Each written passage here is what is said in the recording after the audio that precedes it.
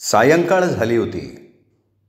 शेखर नुकताच ऑफिसातनं येऊन बाथरूममध्ये वॉश घेत होता तर स्मिता, शेखरची पत्नी, गॅसवर वाफळलेल्या चहाला दूध टाकत होती. लहानगा सौरभ सर्व खेळण्याचा घरभर पसारा करत आपल्या बोबड्या बोलाने आई आई करत किचनकडे येत होता. अशा वेळेला कॉलबेल वाजली. कोण आहे? काहीशा त्रासिक मुद्रेनं दाराकडे बघत स्मिता उद्गारली. प्रत्युत्तर आलं नाही. एव्हाना शेखर बाथरूमच्या बाहेर आल्यानं तो स्वतःच दाराकडे गेला. त्याने दार उघडलं. दारात एक त्याच्यात समवयीन तरुण होता. सावळा वर्ण, उंचापुरा, शरीर किंचित किरकोळ पण अशक्त नाही. मुद्रा अत्यंत आकर्षक. चेहऱ्यावर एक मोहक हास्य विलसत होतं. डोळ्यात परिचितपणाची झाक होती. शेखर आधी कोड्यात पडला. या तरुणाला कुठेतरी पाहिल्यासारखं त्याला वाटायला लागलं. पण नंतर काही क्षणातच त्यांनी त्याला ओळखलं आणि आपले बाहू पसरत तो म्हणाला, अरे पवन, तू ये की यार. अरे कधी आलास कधी तू? आत्ताच 5च्या एसटीने आलो. तू यार लग्न काय केलं, सगळ्यांना विसरला बरं का तू. सोनगाव सोडल्यापासनं भेटला सुद्धा नाहीस.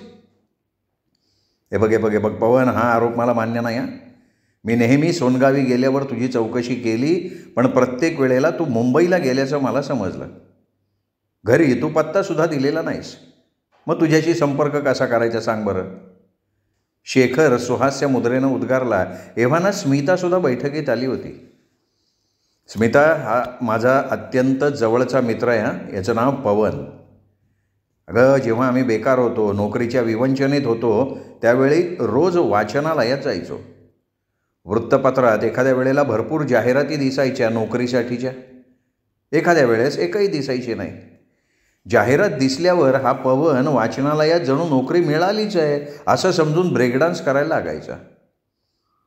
पण एकही जाहिरात नसेल तर मात्र वृत्तपत्र रागानं टरकावल्याशिवाय हा काही राहत नव्हता. अरे बाबा, जाऊ दे ना त्या गोष्टी. वहिनी, पण आम्ही बेकार नव्हतो बरं का. आम्ही बेकार होतो. शेखर, तू या खेड्यात डेव्हलपमेंट ऑफिसर म्हणून रुजू झालास आणि मी मुंबईला एका कंपनीत ॲडमिनिस्ट्रेटिव्ह मॅनेजर म्हणून लागलो. अरे वा, क्या बात आहे. Congratulations, very good. म्हणजे बेकारीचा जळता काळ आता संपला. माघाच्या उन्हानं तापलेल्या भूमीवर मृगाच्या सरी येऊन मातीच्या त्या हव्याशा वाटणाऱ्या सुगंधात तुम्ही सध्या दंग असाल का नाही पवन कुमार?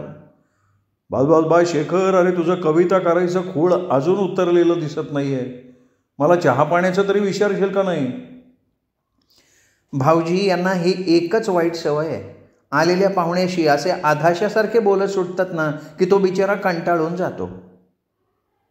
स्मिता पवनची सुटकेस वगैरे व्यवस्थित ठेवत चहा आणते असं म्हणत स्वयंपाकघरात गेली. अभी बोल बेटा, सिर्फ नौकरी मिल गई या कोई छोकरी का भी इंतजाम किया है? चेष्टायुक्त स्वरात शेखर म्हणाला. त्यावर पवननं स्मित केलं आणि तो हळूच म्हणाला, अरे तुला तर माहिती आहे की कॉलेजच्या जमान्यात मी त्या बाबतीत फार फेमस होतो. आता यशस्वी एकातही झालो नाही ही गोष्ट वेगळी. पण आता मात्र आपला मामला फिट्ट झाला आहे बरं का. हो, कोण आहे ती दुर्दैवी? अरे सुदैवी म्हण. आमच्या ऑफिसातलीच आहे. तिचं नाव आहे निशा. आता तिचे पिताश्री जरा हेकट आहेत. मुलाचं चारित्र्य, घराणं, वागणं याचं वर्षभर अवलोकन करून जेव्हा ते मला नो ऑब्जेक्शन सर्टिफिकेट देतील तेव्हा आमचं लग्न अस्तित्वात येईल. अरे वा वा वा, तुझं तर एखाद्या हिंदी सिनेमातल्या नायकासारखं झालं आहे. मग गाणं म्हणत जा. मार गई मुझे तेरी जुदाई. बास करा आता. अगोदर चहा घ्या, गप्पा नंतर मारत बसा. स्मितानं किचनमधनं बैठकीत प्रविष्टत म्हटलं. आणि त्यानंतर शेखर स्मिताला आपण लहानपणी कसे खोडकर होतो आणि प्रत्येक खोडीत पवन त्याला कशी साथ देत होता हे रंगवून रंगवून सांगायला लागला. स्मिताही त्याला हसून प्रतिसाद देत होती. पवन मात्र एक गूढ हास्य करत होता. जेवण वगैरे सोपस्कार झाले. रात्रीसुद्धा बऱ्याच वेळापर्यंत शेखर, स्मिता, पवन गप्पा मारत बसलेले होते. शेखरला आपल्या इतक्या दिवसांनी भेटलेल्या या मित्राशी सतत बोलतच राहावं असं वाटत होतं. शेवटी केव्हा तरी रात्री उशिरा ते निद्रेच्या अधीन झाले. सकाळी 6 वाजताच पवनला जाग आली, ती आरतीच्या सुरेल स्वरांनी. तो बिछाण्यातनं उठत असताना शेखर तिथे आला आणि म्हणाला, अरे पवन, लवकर चल, आंघोळ करून घे, स्मिताची आरती सुरू झाली आहे. रोज सकाळ संध्याकाळ आरतीला उपस्थित राहण्याचा दंड काय तिचा. त्याच क्षणी पवनचा चेहरा शेखरला काळवंडलेला दिसला. अरे शेखर यार, तुला माहिती आहे ना राव, मला देवाबद्दल किती आनस्त आहे. ज्या देवांनी मला 8 वर्ष बेकारीत लोळवलं, माझ्या अंतःकरणातल्या हुंदक्यांना वाट करून दिली नाही, स्वच्छंदपणे नभात विहरू दिलं नाही, माझ्या प्रत्येक आशा आकांक्षाचे बंगले पत्त्याच्या बंगल्यासारखे वाऱ्याच्या साध्या झुळकीनं जमीनदोस्त झाले, त्या देवाला मी नमस्कार करू, मी त्याची आरती करू? नाही, हे बघ, मला काय ते शक्य नाही. कृपा कर, मला त्या आरती बिरतीचा आग्रह करू नको. झपाटल्यासारखा बोलला होता पवन. शेखर त्याच्याकडे फक्त बघत राहिला. त्या दिवशी शेखरने त्याचा व्यवस्थित पाहुणचार केला. दिवसभर हास्य विनोद करून संध्याकाळी पवन जायला निघाला तेव्हा म्हणाला, वहिनी, शेखर मुंबईला आल्यावर मात्र घरी जरूर या बरं का. हां, माझा पण सुखी संसार होणार आहे. काय आहे, माझी निशा तुमच्या इतकी देखणी नाही आहे, पण सुंदर मात्र आहे बरं का. तुम्हाला आवडेल होती. शेखर, फक्त गप्पा मारू नको, नक्की ये बरं का. यार पवन, आज कसं वाटते सांगू. एखाद्या माळ्यानं छोट्याशा रोपट्याचं परिवर्तन कालांतरानं फळाफुलांनी बहरलेल्या वृक्षाला पाहावं आणि त्याचं जीवन सार्थक व्हावं, आपलंही तसंच झालं आहे. कुणाला ठाऊक होतं की सोमगावची ही 2 टवाळ पोरं मोठे अधिकारी होऊन संसारसुद्धा सुखानं करू शकतील म्हणून. तेव्हाच एक पोपट विक्रेता इसम तिथे आला. त्याच्या जवळच्या विविध पिंजऱ्यात पोपट होते. तो शेखरजवळ येऊन म्हणाला, साहेब, घ्या की यातला एखादा पोपट, गरीब लय उपकार होतील. अरे बाबा, तू या गरीब पोपटांना पिंजऱ्यातून मुक्त करून त्यांच्यावर उपकार कर. स्वच्छंदपणे विहार करणाऱ्या निष्पाप जीवांना एवढी कठोर शिक्षा देऊ नको रे. पवन व्यथित स्वरात म्हणाला, अहो साहेब, तो तर आमचा धंदा आहे ना साहेब. आता काय नियतीने त्यांच्यावर क्रूर आघात केला आहे, मी केवळ निमित्त आहे हो. असं म्हणून पोपटवाला इसम पुढे जाऊ लागला. तोच पवन त्याला म्हणाला, थांब मित्रा, असा आम्हा मानवांना अधिकार आहे. कोणतीही शक्ती आमच्या जाळ्यात सापडते ही आमची भावना आहे. हां, पण लक्षात ठेव, या जगात अशा काही शक्ती आहेत की ज्यांना कोणी जाळ्यात पकडू शकत नाही.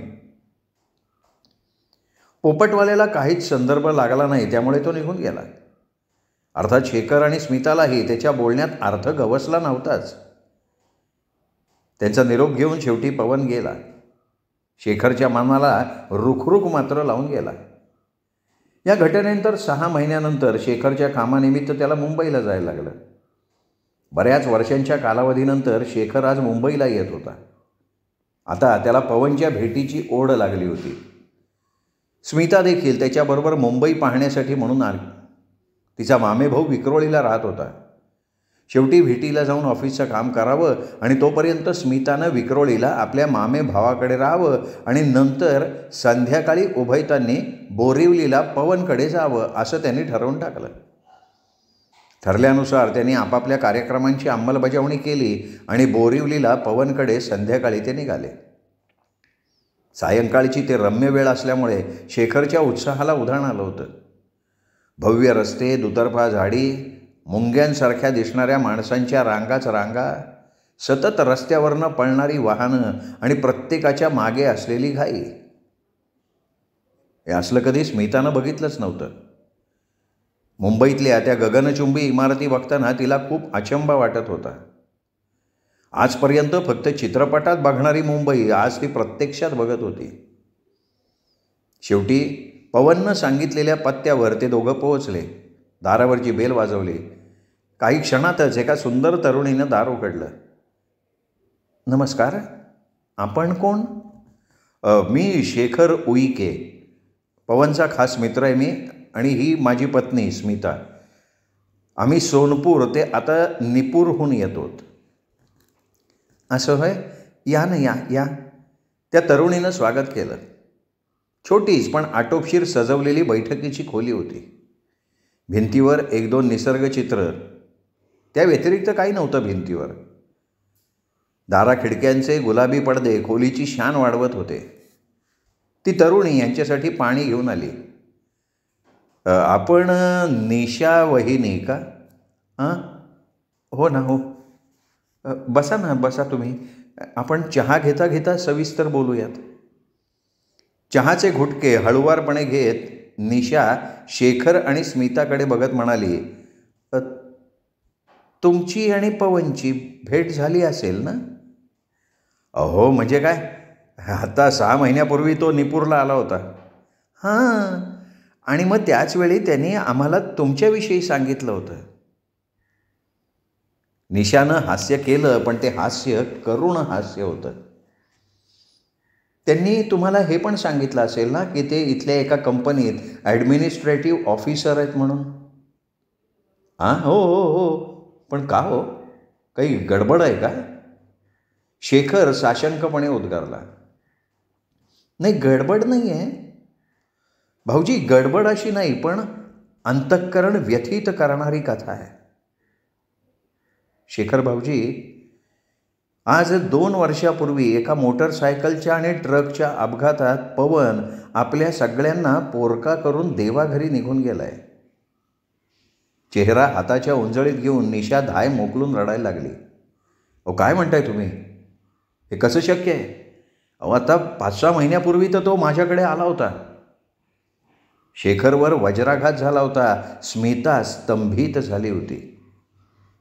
भाऊजी, माझं म्हणणं खरं वाटत नाही आहे ना तुम्हाला? मग हे बघा.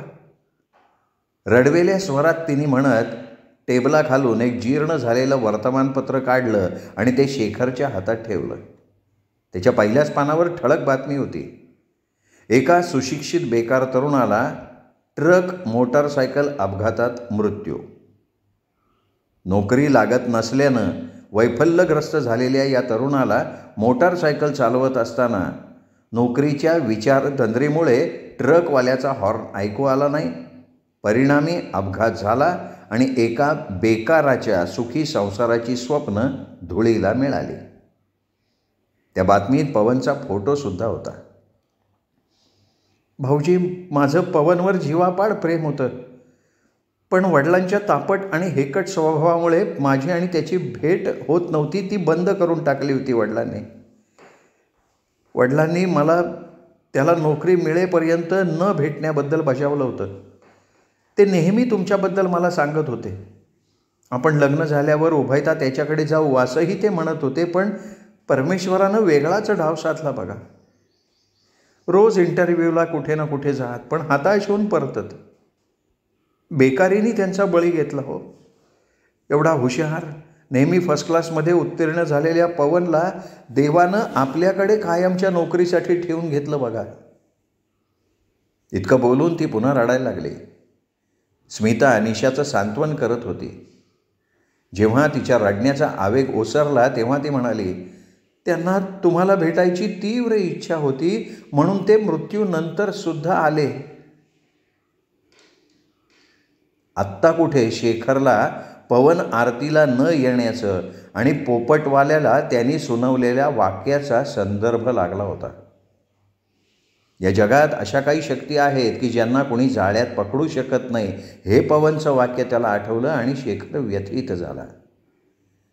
निशाला सांत्वनपर 2 शब्द बोलून जड अंतःकरणानं तो स्मितासह माघारी फिरला. दोघेही रेल्वे स्टेशनवर आले परतीच्या प्रवासासाठी.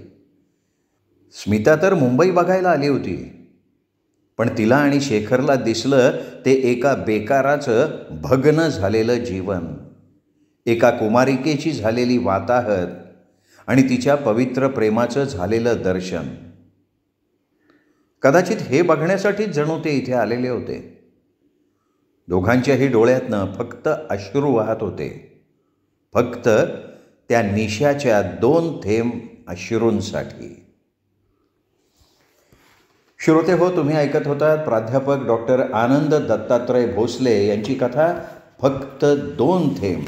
ही कथा तुम्ही ऐकलीत दीपक रेगे कथाकथन वाहिनीवर.